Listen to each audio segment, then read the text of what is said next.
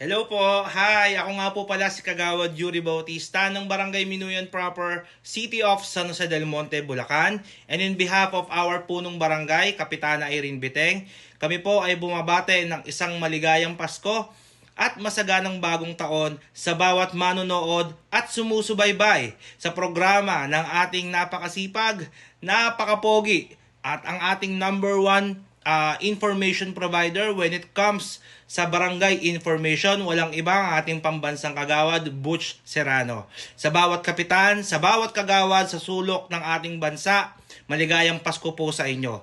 At gayon din, patuloy po tayong magkaisa, patuloy po tayong magtulungan, at patuloy po nating tupdin ang ating sinumpaang tungkulin sa ating mga constituents. Ang pagkakaisa, ang pagkakaunawaan, ang pagtutulungan sa barangay ay napaka-importante. Kaya po, sa darating na taon, sa darating pang mga panahon, tayo po ay patuloy na makipagtulungan, hindi para sa ating mga sarili, kundi po para sa mga mamamayan na nagbigay ng kanilang tiwala at suporta sa atin. Sila po ang dahilan kung bakit tayo nandito sa ating mga posisyon ngayon.